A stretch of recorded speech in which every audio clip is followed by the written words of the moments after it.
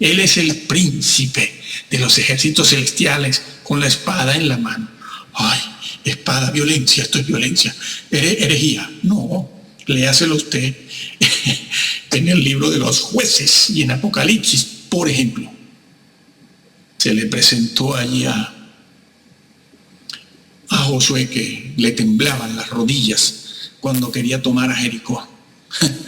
Y se le aparece en el campamento un ser vestido de blanco con una espada fulgurante en la mano. Josué lo ve, se da cuenta de que algo no es normal y le pregunta: ¿tú quién eres? Y él le dice: quita tu calzado, porque estás en terreno santo. Yo soy el príncipe de los ejércitos celestiales, el ángel de Yahvé, el Hijo de Dios. Mi Señor manda. Amigo. Ecumenismo, ay, sí. Bueno, si este señor empieza a torcer la doctrina,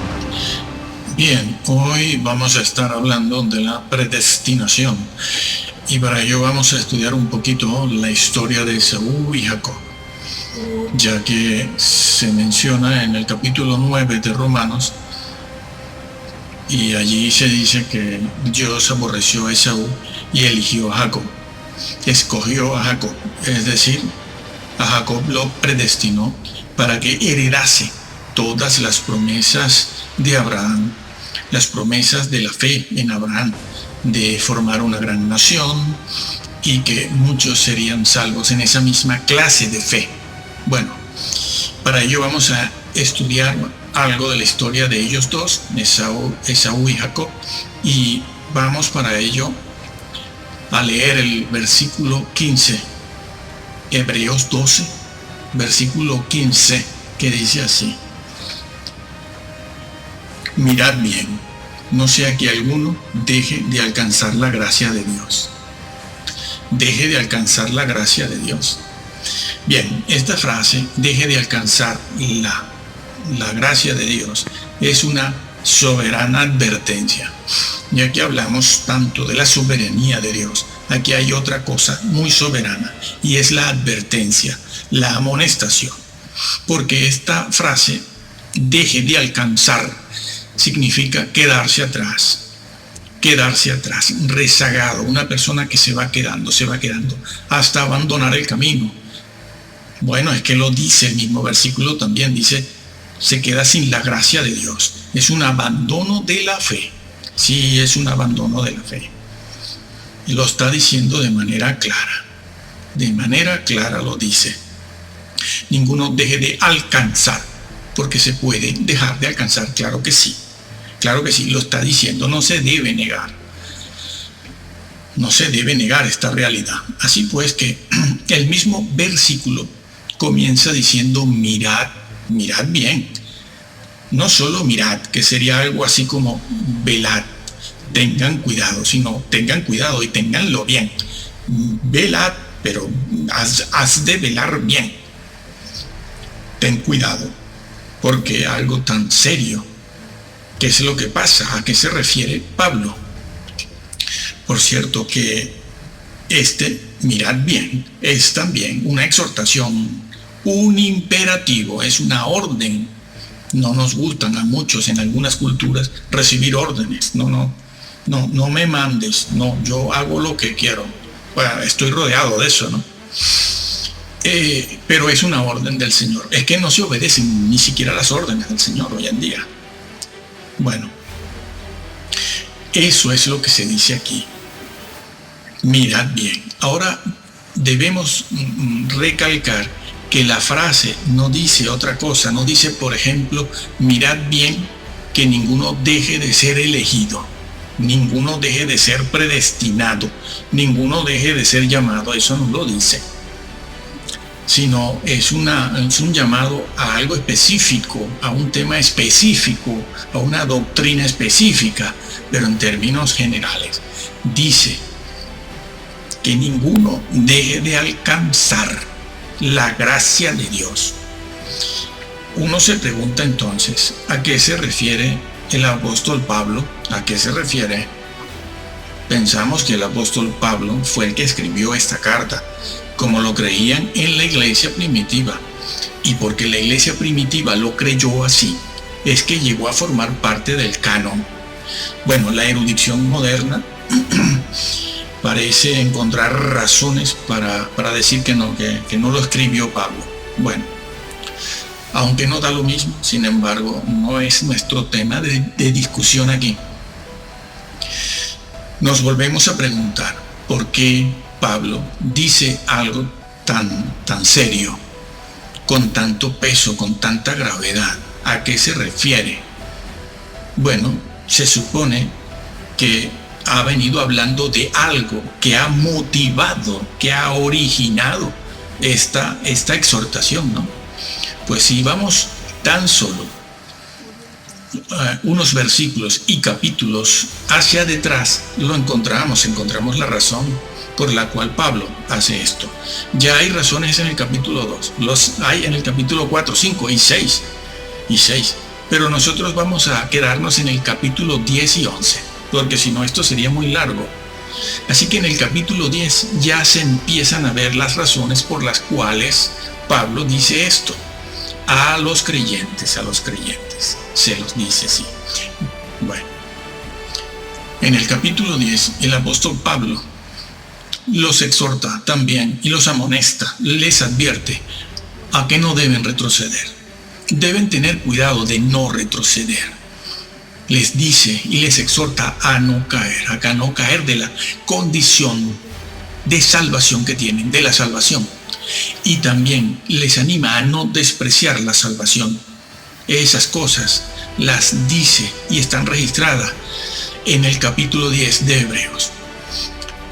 ¿Y por qué el apóstol Pablo les exhorta a no retroceder, a no despreciar la salvación, a no caer de ella? Pues porque ellos estaban sufriendo duras persecuciones. Posiblemente eran persecuciones de parte de los judíos judaizantes, judíos no convertidos, porque aquella iglesia estaba formada por hebreos judíos que se habían convertido al cristianismo.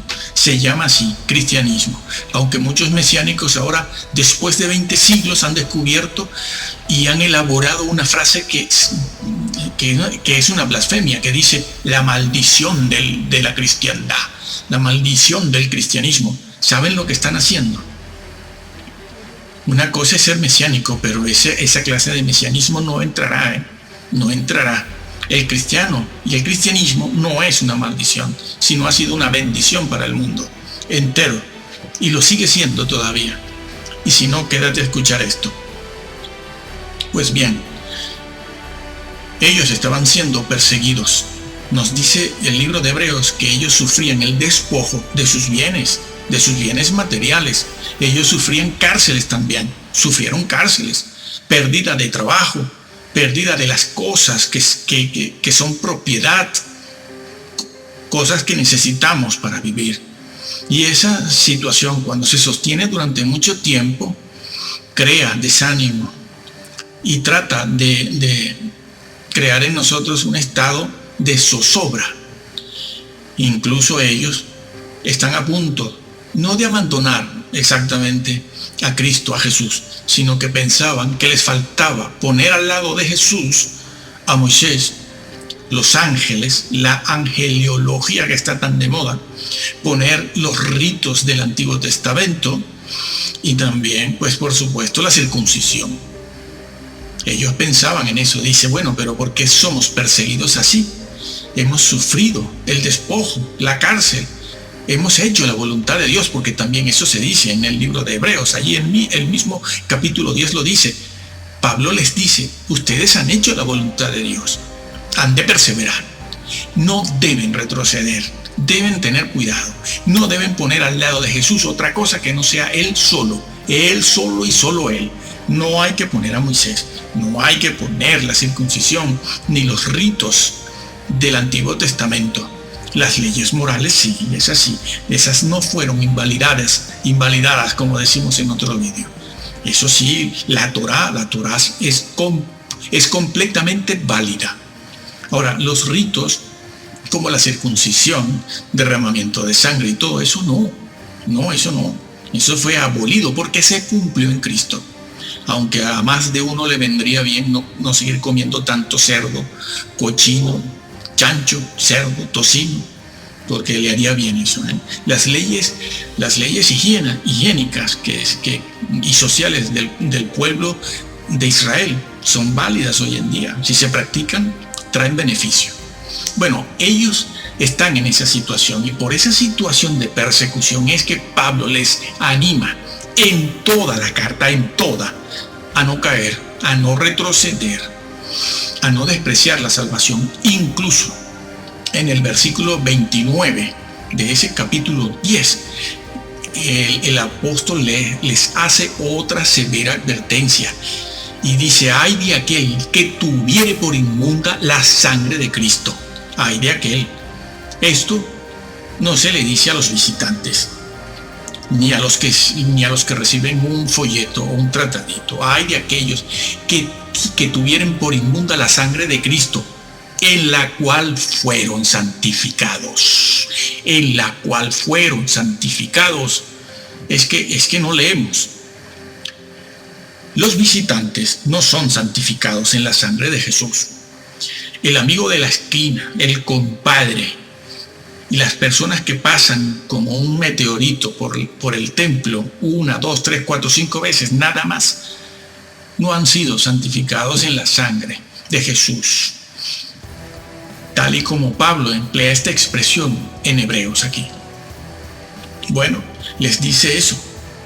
Les dice que no deben tener por inmunda, que despreciar a Cristo, cambiarlo, poner algo al lado de Él, como a Moisés, o las prácticas del Antiguo Testamento, es tener por inmunda la sangre de Jesús. Les dice también en el versículo 35 que no deben perder la confianza. Entiéndase el vocablo confianza como fidelidad. Además, lleva esa connotación. Una persona que confía y es fiel. No deben perder esa confianza que ellos tienen, porque dice el apóstol Pablo que esa confianza fiel en el Señor y en sus promesas tiene gran galardón, tiene un gran galardón. No, otra vez, galardón aquí no es un premio adicional a la salvación, no se está hablando de premios, se está hablando de la salvación. Esa confianza tiene gran galardón, no se refiere a que Pablo les hace referencia a una corona. Dice, bueno, si ustedes confían ya le pondrán la corona en la cabeza. No, lo dice además, tiene gran galardón en la promesa, lo dice el versículo, la promesa de vida eterna, lo dice. ¿Qué es la promesa de vida eterna? Pues la salvación misma. La salvación misma se está refiriendo a eso. No perdáis vuestra confianza, que tiene un gran galardón, que es la promesa bienaventurada, que es la vida eterna. En el versículo 23 de ese mismo capítulo, ya con anterioridad el apóstol Pablo les había animado a mantenerse firmes. Les exhorta a mantenerse firmes sin fluctuar, porque fluctuaban, claro, cuando eran perseguidos durante tanto tiempo de aquella forma, que perdían sus enseres y sus propiedades, pues fluctuaban. Decían, ¿qué está pasando aquí? ¿Será que no somos salvos realmente? ¿O será que tenemos que hacer algo más adicional aparte de tener a Jesús como Salvador? Eso está pasando mucho hoy, como veremos. Pues el apóstol Pablo los anima a mantenerse firmes, sin fluctuar. Y les dice, sin fluctuar, la profesión de nuestra esperanza. Eso está escrito Ese es el problema, que eso está escrito. Mantén firme la profesión de nuestra esperanza. Cuando se llega a los pies de Cristo, ¿qué se profesa? ¿Qué se dice? Homologeo, ¿qué se dice? Se dice lo mismo que dijo Dios. ¿Qué dijo Dios? ¿Para qué vino? Para darnos vida eterna. ¿Cuál es la promesa? Y la esperanza del cristiano, esa es la vida eterna, que no es otra cosa que la salvación. Aunque no somos predestinados a ser salvos, he ahí la confusión. Somos predestinados para ser hechos conforme a la imagen de Cristo, que no es lo mismo. No es lo mismo. Pues bien, mantengan firme, sin fluctuar, la profesión de la esperanza, nuestra esperanza, que es la vida eterna, la salvación y la vida eterna. Bueno, inmediatamente después, allí en el mismo capítulo 10, después de hacer todas estas exhortaciones, el apóstol Pablo pasa a decirles en el versículo 38, el justo por la fe vivirá. El justo por la fe vivirá, vivirá por la fe. ¿Cuál fe? La fe bíblica, no la simple creencia. El justo vivirá por fe. ¿Por qué se los dice si no son salvos? Y dice más, y si retrocediere, entonces se está refiriendo a un justo que es salvo. Porque dice, y si éste retrocediere, ¿de dónde puede retroceder un visitante, Dios mío? Porque estas vacas sagradas van hablando de Hebreos 6, de Hebreos 10, y dice, no, eso se refiere a visitantes. Pero no veas, llenan congregaciones con 5.000 personas, pero en un momento. Dicen que eso es avivamiento. Eso no es avivamiento. Avivamiento es otra cosa. La mayor parte de la gente que está ahí no entrará en el reino, lo dice la Biblia. Bueno, nosotros seguimos aquí. El justo por la fe vivirá, pero si retrocediere, ¿de dónde puede retroceder? Primero tiene que estar en un sitio para retroceder, ¿no? Se retrocede de la fe, claro.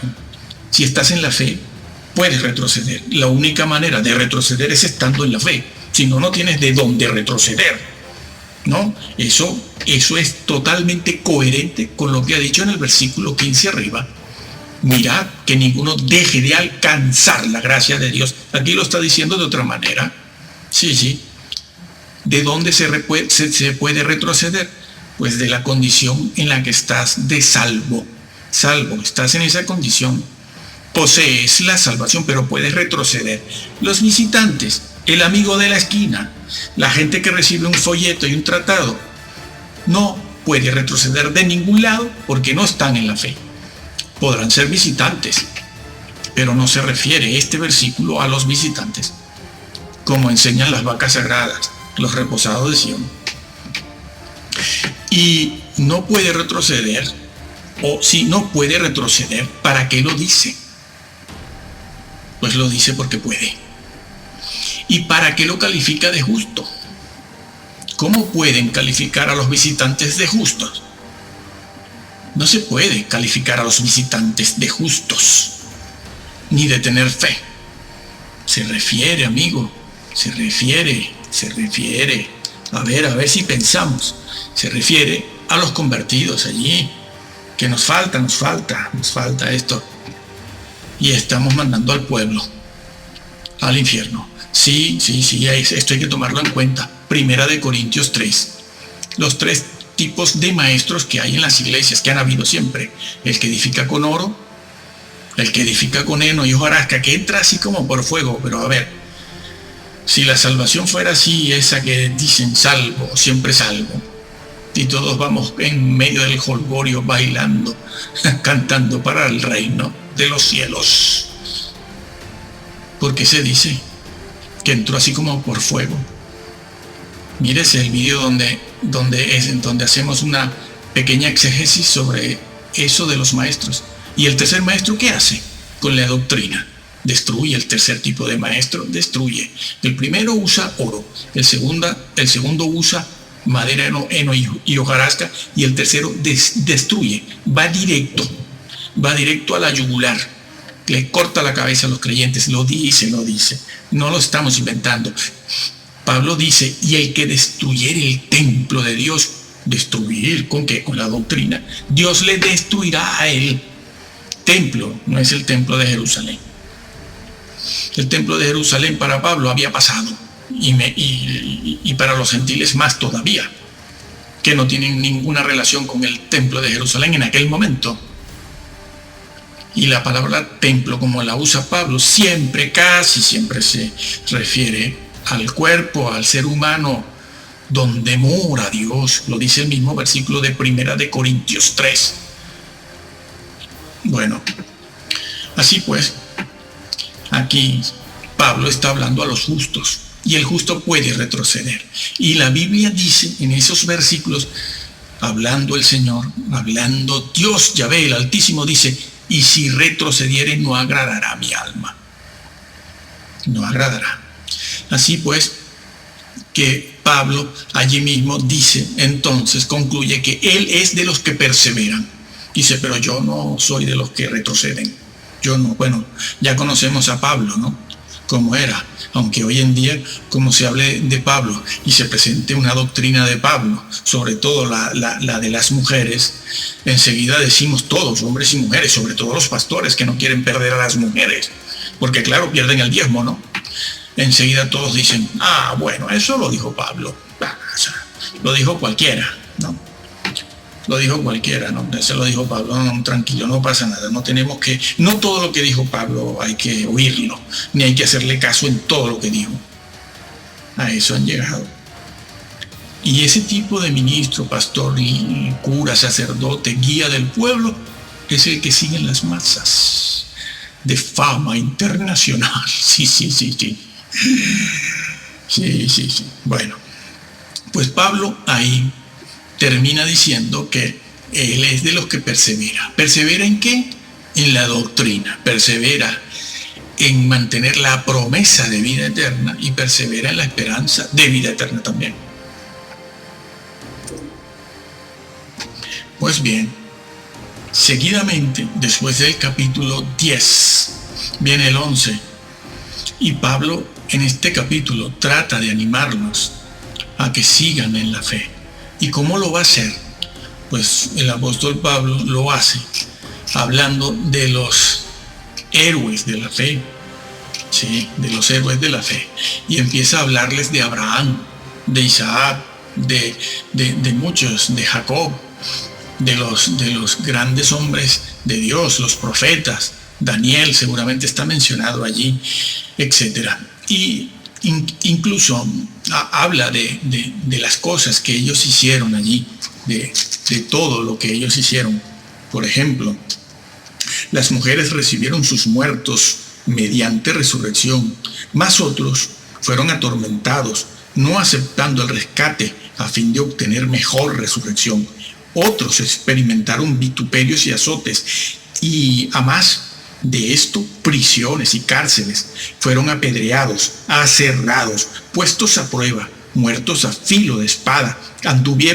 Escuchen esto, anduvieron de acá para allá, cubiertos de pieles de ovejas y de cabras, pobres, angustiados, maltratados, de los cuales el mundo no era digno.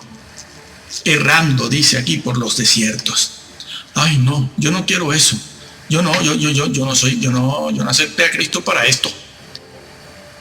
Lo he visto. Eso no, pastor, usted está hablando de esto y nos habla también de Lázaro, rico Lázaro, de mendigo, indigente. No, eso no nos gusta, ¿eh? Nosotros no somos cristianos para andar en esta condición, por las cuevas, pasando hambre, persecución, frío, pasando todo este tipo de cosas, ¿no? Angustiados, pobres.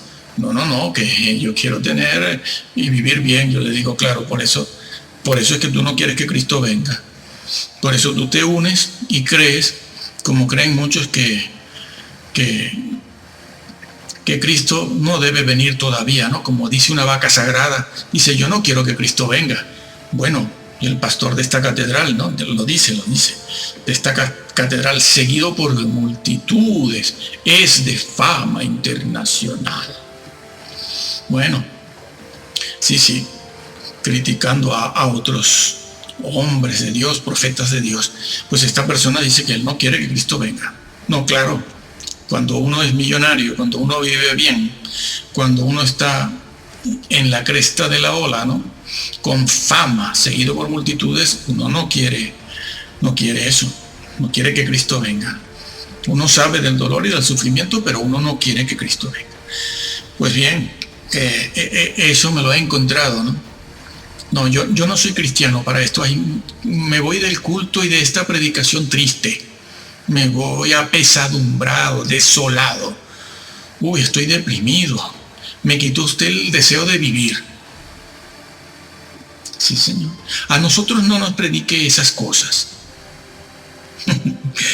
Pues Pablo les habló a ellos, a los creyentes hebreos y también a los gentiles convertidos de su época, del siglo I, les habló a ellos de todos estos héroes de la fe, repetimos, para que ellos vieran lo que se puede llegar a sufrir, a padecer por la causa de Cristo, por la causa de Cristo, por la fe, por la salvación, por la redención, por la expiación que el Señor hizo por nosotros.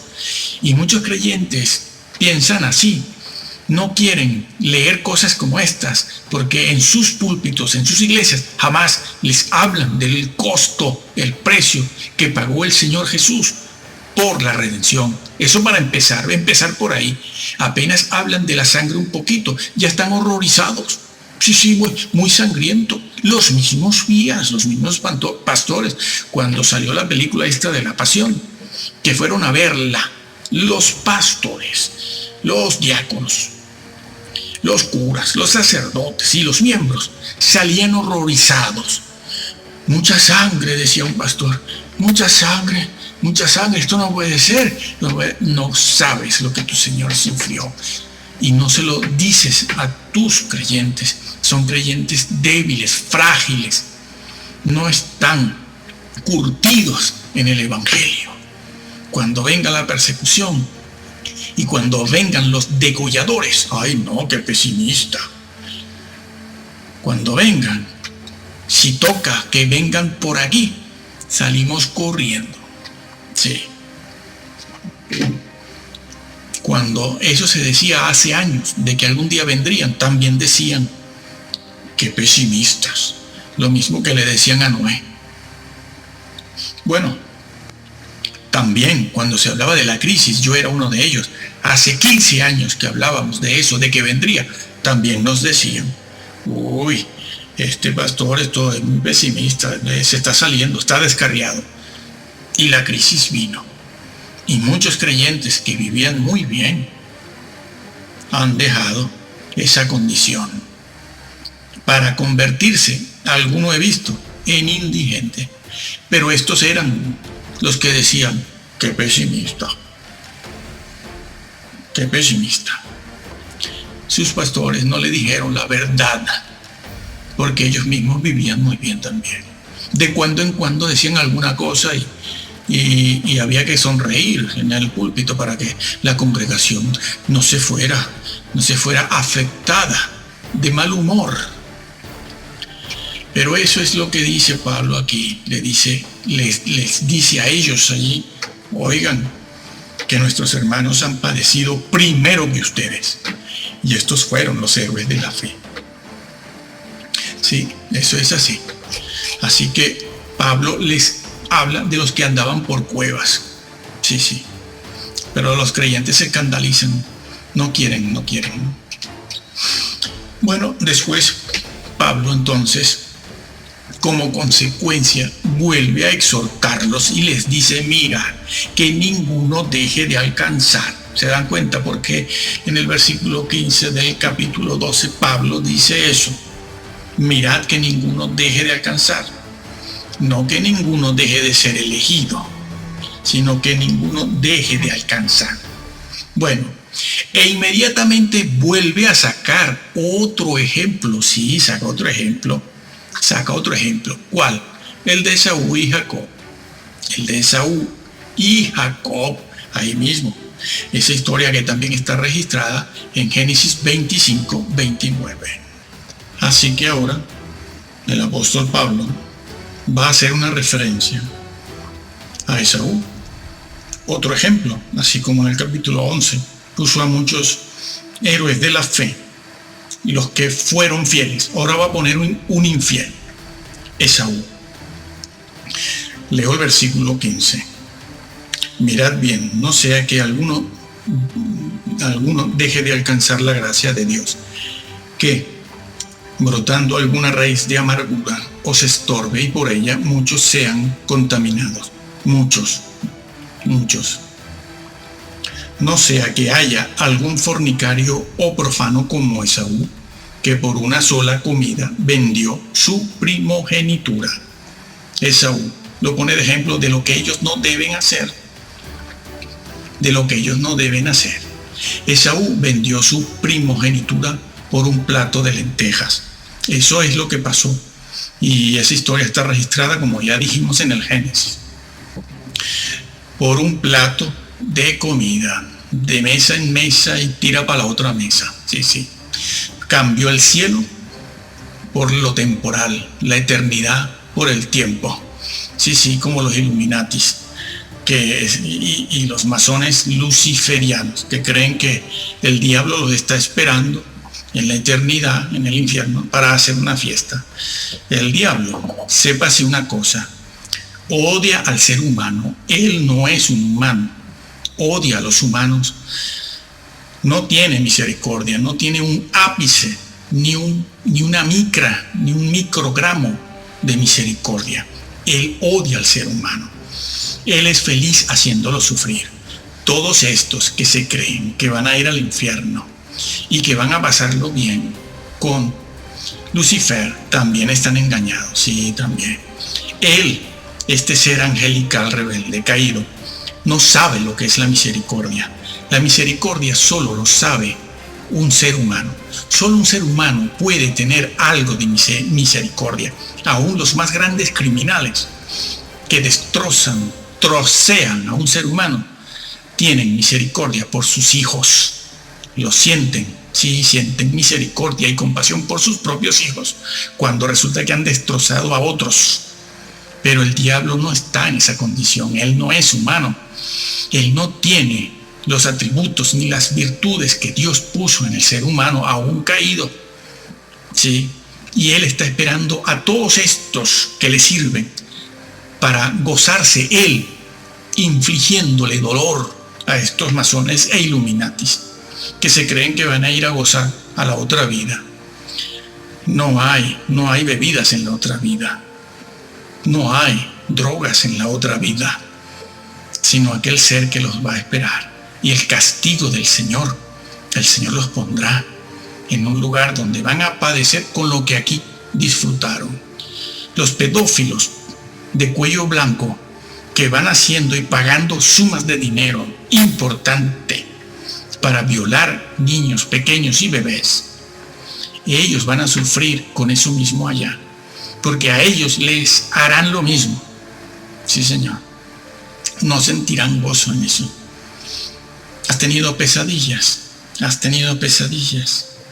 ¿Has soñado alguna vez cosas desesperantes? ¿Te has levantado de la cama con taquicardia o sudando? Pues eso apenas es una sombra de lo que se sufrirá allá. Las personas que no lleguen a ser salvas, las que rechazan a Cristo, al Señor, las que se complacen en la pedofilia, en la injusticia social, sí, allí. Si te parece que has tenido una pesadilla porque estás en un laberinto donde no consigues la salida, donde no consigues lo que buscas y es angustioso, piensa que eso es una cosa de, como dice la gente, eso es para un bebé de pecho, eso no es nada. Y es verdad, eso no es nada con respecto a lo que tendrás que padecer allá. Y eso es justo. Si hicimos mal aquí, allá lo habremos de pagar. Allá también. Sí, eso es justicia divina. Pues bueno, continúo. Esaú cambió el cielo por un plato de comida, la eternidad por lo temporal. Él era propietario, heredero por ley de la primogenitura, sí, él lo era. Estaba llamado y elegido a recibir las bendiciones de Abraham. Él, Esaú, era el que estaba llamado y era el elegido para recibir las promesas hechas a Abraham. Las promesas hechas a Abraham de la fe, de formar una gran nación, el pueblo de Israel, y de que en él y en esa fe serían benditas todas las naciones de la tierra y encontraríamos la salvación. Esa promesa era para Esaú, no para Jacob. Por ley, Esaú era el propietario, heredero de eso. Eso era un privilegio en el pueblo de Israel, porque Esaú era el primogénito. Eso era ley. También se lo dio más tarde en el Sinaí a Moisés, en las leyes.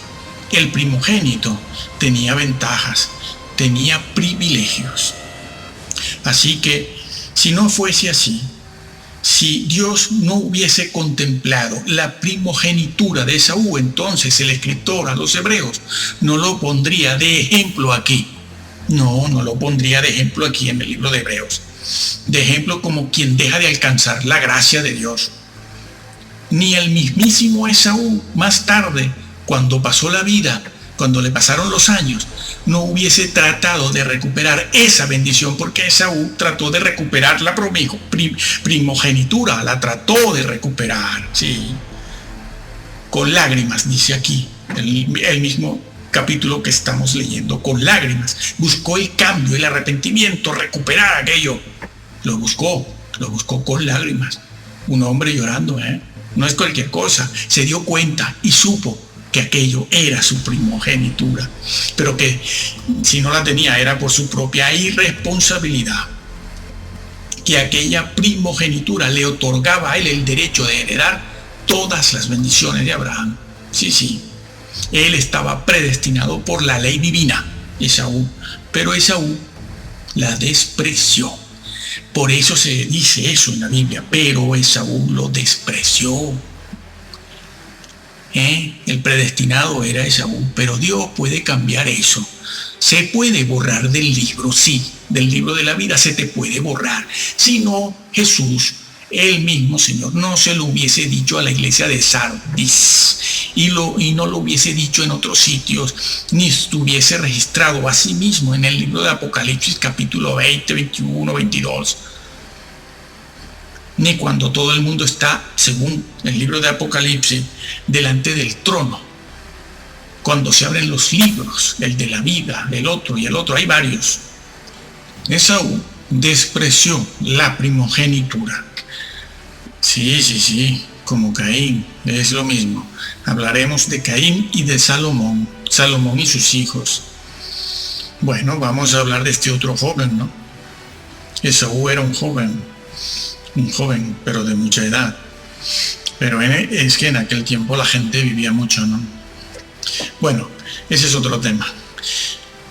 Como Caín, que él fue el que inauguró un síndrome, el síndrome Caín, el síndrome camino de Caín, es decir, hacer las cosas según la opinión del diácono, no, según la opinión del pastor, no, según las opiniones, no, según la opinión de Caín, el camino de Caín, según la opinión de Caín. Esa frase se usa en la Biblia por eso, porque Caín hacía las cosas un poquito como Dios quiere, pero otro poquito como a mí me gusta. Ese es el problema, por eso se califica a Caín de eso, siguiendo el camino de Caín. ¿Y cuál es el camino? La forma en que él hacía las cosas, a su manera.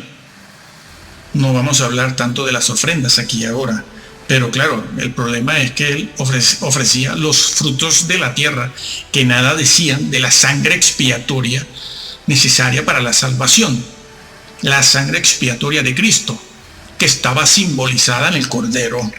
Sí, aquella sangre del Cordero hablaba de la expiación del pecado. Pero Caín dice, ¿y por qué tengo yo que estar haciendo como mi hermano? ¿Por qué? Ya lo sé, ya me lo han enseñado, ya me lo han dicho. pero yo puedo llevar los frutos de la tierra, que es lo que yo hago. Eso es lo que yo hago. ¿Y por qué tengo ahora que estarme copiando y haciendo esto así? No, hombre, yo voy con los frutos de la tierra. ¿Y qué pasó? Tu forma, amigo, tu forma, tus maneras. El día vendrá en que todos seremos juzgados por la manera en que hacemos las cosas, fuera de los principios bíblicos, porque en la Biblia hay principios y doctrinas. Dos cosas, principios y doctrinas para hacer casi todo, casi todo. Pero no, vamos por opiniones, pareceres y gustos. Daremos cuenta de ello. Pues bien, siguiendo el camino de Caín. ¿Qué pasó con Caín? ¿Cuál era el problema de Caín? Igual que Esaú. Un día, Dios lo encuentra en el camino a Caín y le dice, porque tu rostro está enojado, en realidad irritado. ¿Por qué? Porque estás también algo así como triste, enojado, irritado. ¿A qué se debe eso? Y Dios es directo, le dice, mira, eso que has concebido es pecado. Eso es pecado, eso que tienes en tu mente, el asesinato de tu hermano. El pecado ya entró en tu corazón, en tu mente. El mismo proceso que sufrió Judas, ¿no? Por eso el Evangelio de Juan, cuando están en el aposento alto, y en el Evangelio de Juan se nos narra la última cena, la Santa Cena, se nos dice que en el momento en que Jesús le entrega un pedazo de pan, dice la Biblia, entró Satanás en él. Entró, sí, es un proceso poco a poco. Viene una idea y la idea vuelve a venir y vuelve a venir la idea y vuelve a venir. Y así te puedes echar 10 años. Todo depende, ¿no? Dejando minar la vida. Por cierto que esa palabra está registrada, por ejemplo, en el Evangelio de Lucas 12. Hablando de eso, léase, estúdiese. Lo decimos y lo explicamos en un vídeo. Dejar minar la vida.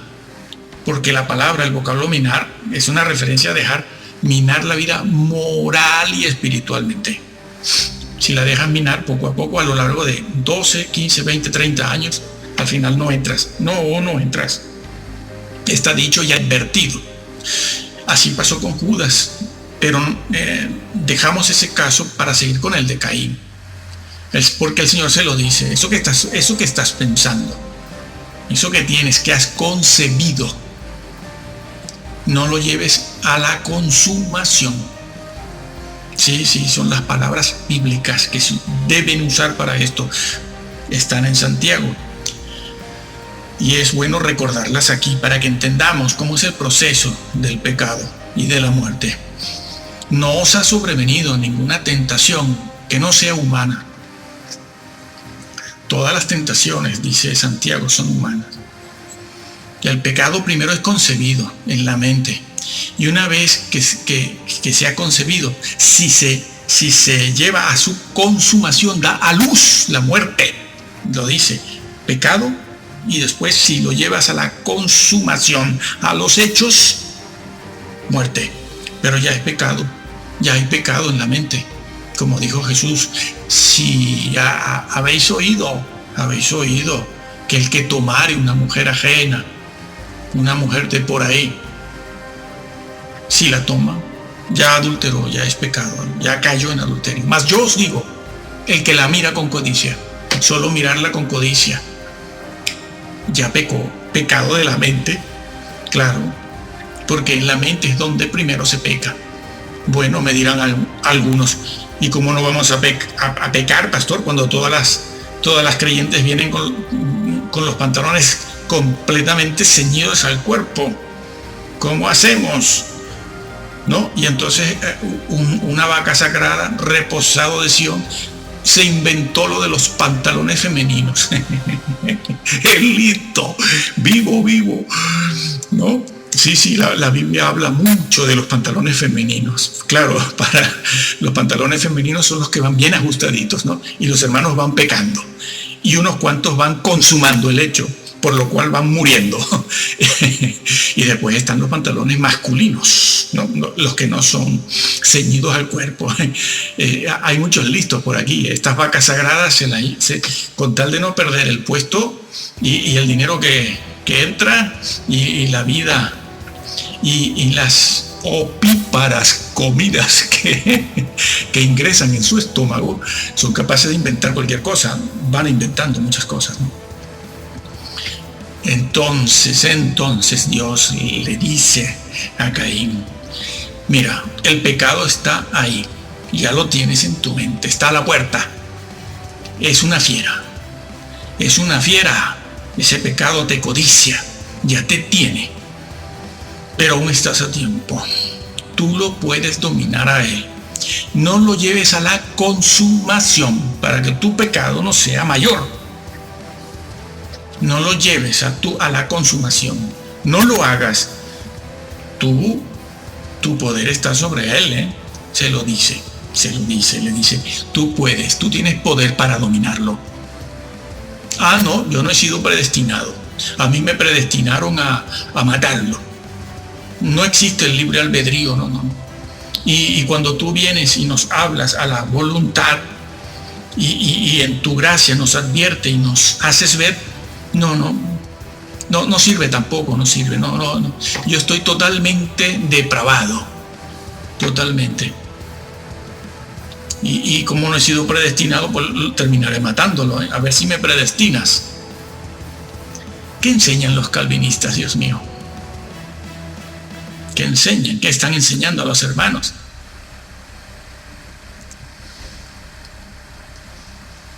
¿Dónde está? ¿Dónde está? ¿Qué están haciendo? ¿En qué pasan el tiempo?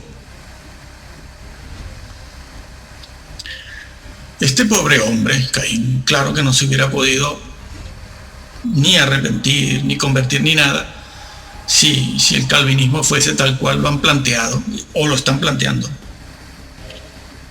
Pero Dios hace responsable a Caín y le dice a Caín que él tiene la fuerza, el poder necesario para vencer su pecado y no llevarlo a la consumación. Sí, tiene el poder, Dios se le acercó en su gracia y le habló directo a su mente, a su raciocinio, y le dijo que fuera fuerte, que tuviera fortaleza. Le habló a su voluntad. Es lo que hace con todos nosotros. Ya sabemos que nadie se puede convertir solo, nadie. No podemos entrar al cielo bajo nuestra propia decisión. Si Dios no nos llama y nos habla y nos ayuda en la conversión, no podemos. Todos dependemos de la gracia de Dios para la salvación. Todos. Nadie, no conozco a nadie que diga lo contrario. No, Arminio no enseñaba lo contrario. No han leído a Arminio. Es más, muy pocos pastores saben todo lo que dijo Arminio. No se lo han leído. No han leído ni saben. Pocos saben todo lo que dijo Calvino, todo lo que dijo Zwinglio, Juan Knox, Agustín de Hipona. No se han leído a Platón ni a Aristóteles. No lo saben. Van repitiendo lo que otros han escrito y se han equivocado y siguen equivocándose. Hace falta la gracia. Nadie enseña lo contrario. Dios aviva nuestra voluntad como ha hecho con Caín. Pero al final, la decisión fue de Caín. Sí, y su responsabilidad.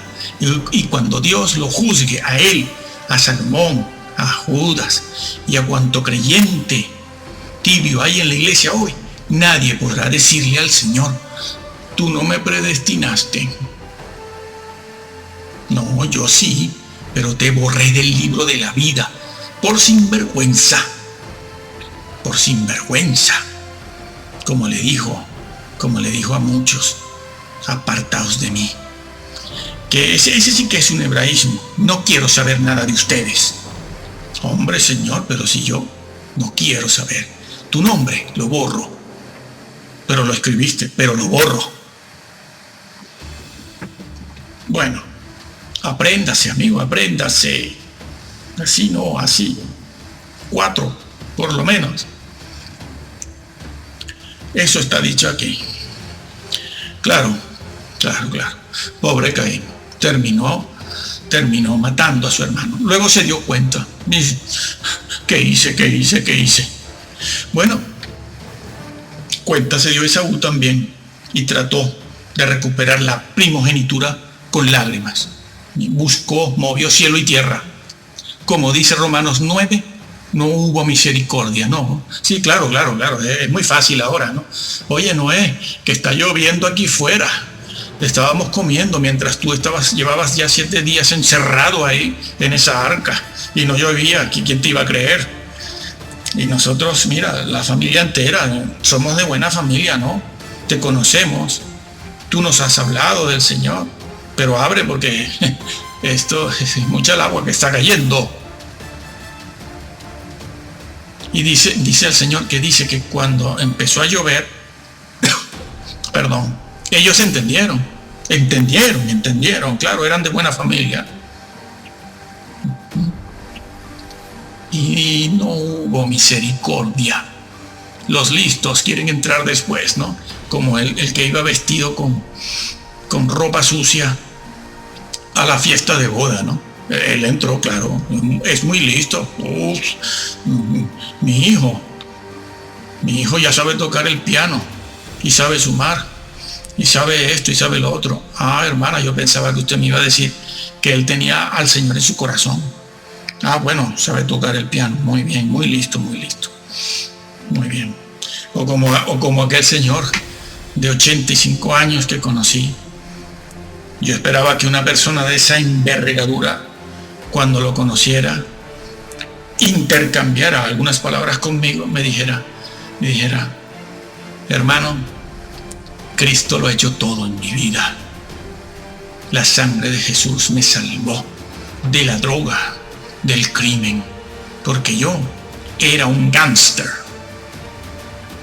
No, lo que me dijo fue, bueno, yo vengo a esta iglesia desde niño.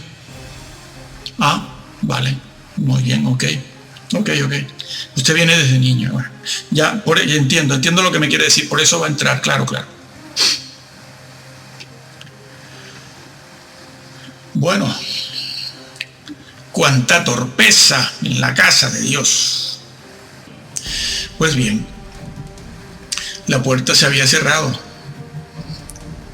como la de Noé, sí, como Noé cerró el arca, se le había cerrado a Esaú y a Caín. La puerta cerrada, bueno, en aquel momento que la rechazó, a lo mejor es que era una persona muy madura, joven, inexperto. Bueno, tú sabes, ya llegará el día en que tendrá la edad para convertirse, ¿no? Para acercarse al Señor y entender las cosas. Sí. Como nuestros hijos, ¿no? Como nuestros hijos. ¿Cuántos conozco yo, ¿no? De los padres que dejaron a sus hijos, sí. Diciendo, bueno, él decidirá cuando sea mayor si sigue al Señor o no. Y allí los dejaron, ¿no? Y muchos de ellos eran grandes promesas. Sí, no, mi hijo, eso va a llegar a la luna. No, eso es un matemático astrofísico. Sí, están esperando por él en la NASA. Y luego, con los años, hemos visto que muchos de ellos solo quedan para llevar un vehículo, profesión que es muy honorable como cualquier otra, solo quedan para estar atendiendo en una tienda, o sobre todo hoy en día, como está de moda, pues para estar detrás de un ordenador, de una computadora, un PC, tecleando, esto, lo otro, para allá y para acá. Sí, las grandes promesas, pero abandonaron a sus hijos. ¿No? Incluso conocemos muchachos que se ausentaban a veces del templo porque eran tan inteligentes, tan sabios, que los otros jóvenes del templo que se congregaban allí, pues eran inmaduros, torpes, de todo hemos visto. ¿Y al final qué? Al final qué, tumbo por aquí, tumbo por allá. Caso por aquí y otro caso que se destapa por allá. Este por aquí y el otro por allá. Yo digo, madre mía. Y los padres ni se dan cuenta. No son responsables de nada.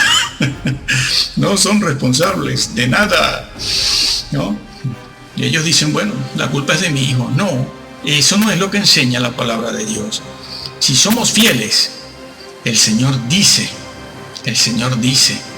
que nuestros hijos crecerán como palmeras, que Él los alimentará, que Él los prosperará. Pero lo dice claro toda la Biblia, si somos fieles y estorbamos a nuestros hijos, látigo, sí, los estorbamos, no los dejamos sueltos, dándoles consejitos. Mira, esto no lo hagas porque eso es malo. Sí. Mira, esto otro no lo hagas. Eso es malo también. Vean, ya te lo estoy advirtiendo, ya verás tú. Y son hombres ya de 25, 30, 40, 45 años. Y no regresaron nunca.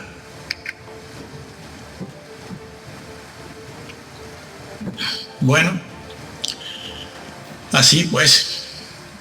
Así pasó con Caín, con Esaú y la generación de Noé. Se cerró el arca. Cuando entendieron, querían entrar, o como los otros, ¿no? Que le presentaron una hoja de servicio al Señor. Señor, en tu nombre hemos hecho esto, vaya hoja de servicio tenemos, ¿no? No te alegras. Estas cosas no se pueden hacer si la gracia tuya no está con nosotros. Has paseado por nuestras calles, hemos comido en tu mesa. De eso nada. El que no hace la voluntad del Padre, apartaos de mí, hacedores de antiley. Hacedores de antiley, sí, eso es lo que está escrito en el griego. Búsquese antiley. O violadores de la Torá, si se quiere hacer una paráfrasis. A que no lo averiguan. Averígualo. Presionó Dios y predestinó Dios a Esaú para que perdiera la primogenitura que era de él. Dirán que Dios obró así para que Esaú vendiera su derecho a la bendición. Entonces, ¿qué culpa tiene? Esaú, con su clase de vida que llevaba, se endureció, se envileció. Sí, lo dice la Biblia. Lo dice aquí en Hebreos. ¿Cómo lo sabe? Leamos. ¿Qué dice? Dice que era un fornicario y un profano. Claro, la vida de Esaú llegó a ser impía. Por eso es que Dios lo aborreció. ¿Lo entendemos ahora? No es que no lo haya predestinado, es que Dios lo aborreció y lo dijo. Yo aborrezco a Esaú. Dios, que no vive en el tiempo, para él no hay pasado, presente y futuro. Él vive en la eternidad. Todas las cosas están en un eterno presente delante de él. Y en ese eterno presente él lo dijo. Le dijo, yo aborrezco a Esaú, pero porque él ya sabía que se convertiría en una persona fornicaria. Entiéndase bien, fornicario espiritual. En ninguna parte del libro de Hebreos se habla de adulterio. ¿Cómo les encanta decir que los que cayeron allí en los que han caído de la gracia, allí en Hebreos 6, es que fornicaron? Unos hablan de algunas vacas sagradas, dicen que eran visitantes, y otros dicen que había fornicación, y no se puede restituir eso, ¿no? Lo cual es, según como se vea, cierto, Cuidado con los que caen en adulterio, que no se levantan más nunca, Cuidado, que tengo casos. Bueno, era un fornicario espiritual, profanaba las cosas sagradas, entre ellas su propia primogenitura. No es que el Señor lo haya predestinado a que fuese así para que vendiera obligado la primogenitura. No. Él, de su propia iniciativa, lo hizo. Pensaría que es muy joven, soy muy joven, inexperto, no pasa nada. Déjalo, no pasa nada, ¿no? Como el que tenía un talento, ¿no?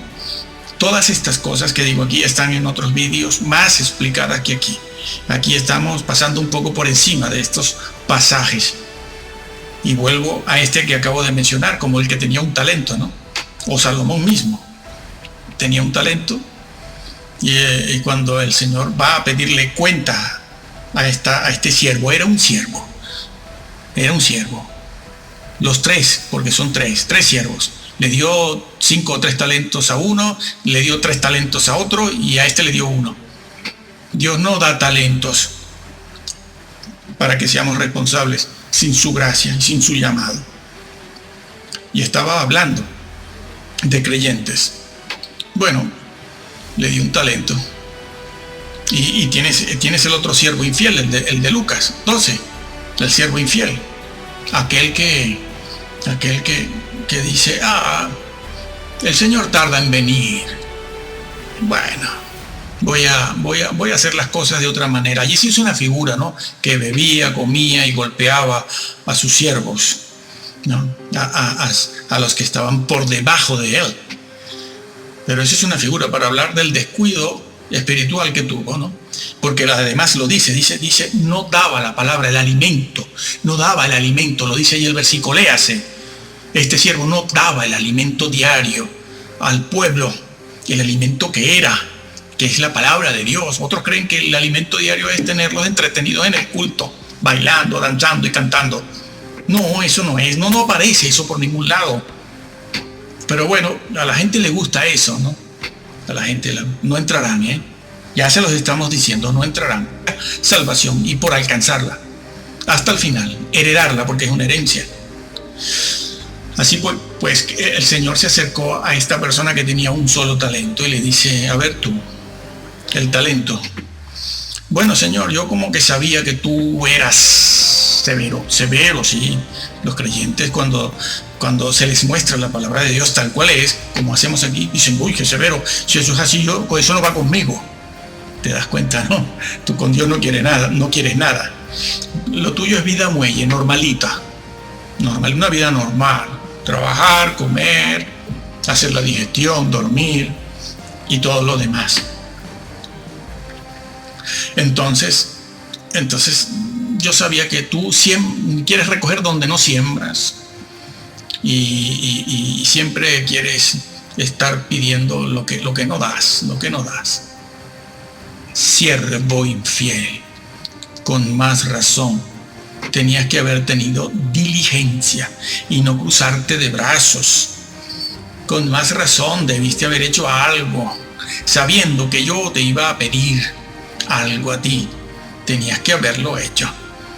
Tenías que haberlo puesto en el banco para que diera intereses. Y cuando yo viniese, tú me hubieses entregado el talento con los intereses y yo lo hubiese comprendido. Sí. Siervo infiel, a las tinieblas de afuera. Ay, no, qué severo. Amor, seamos uno. Ecumenismo, venga, brujos, musulmanes, budistas, Hare Krishnas, a ver, Lao Tse, a ver, Aristóteles, todos, Gandhi, todos, venga, todos para adentro, todos unidos, que no hayan guerras. No, el Señor con la espada, no, el Señor no va a venir con ninguna espada. El Señor es amor. El amor está buscando creyentes. Nada de esto que acabo de decir es bíblico ni es verdad. Queremos terminar diciendo que Hebreos 4, 1 y 2 dice, temamos. También ahí se dice, sí, temamos. Y dice temamos. No sea que permaneciendo la promesa de entrar. ¿De entrar dónde? En la casa, no en el templo. No, de entrar a ver dónde. Eso es los judíos que iban a entrar a dónde, en el arca. Bueno, pero en el arca no caben todos. Allí en el tabernáculo. No, entrar en, Dios mío, entrar en la vida eterna, Dios. Temamos, no sea que permaneciendo la promesa, es que la promesa es la vida eterna, no los premios. Entrar, permaneciendo la promesa de entrar, algunos parezca no lograrlo, es decir, no alcanzarlo. Sabiendo Pablo lo que dijo en los capítulos 6, 10, 11 y 12, qué bueno es, diciendo aquí parezca no alcanzarlo, cuando allá dijo que el que no lo alcance no entra, que el que no sea fiel no entra. Leemos Colosenses 1, 22, 23. Lo leemos en una versión que no es Reina Valera, aunque Reina Valera es nuestra versión preferida. Leemos Colosenses 1, 22, 23, que dice: pero ahora Él, Jesús, o Dios el Padre, los reconcilió consigo mediante la muerte de Cristo en su cuerpo físico. Como resultado, los ha trasladado a su propia presencia y ahora ustedes son santos, libres de culpa y pueden presentarse delante de Él sin ninguna falta. Una iglesia sin mancha y sin arruga. Pero deben seguir creyendo esa verdad y mantenerse firmes en ella. No se alejen de la seguridad que recibieron cuando oyeron la buena noticia. Esa buena noticia ha sido predicada por todo el mundo y yo, Pablo, fui designado servidor de Dios para proclamarla. La exégesis desde el griego sería muy bueno hacerla en estos dos versículos. Que el Señor los bendiga.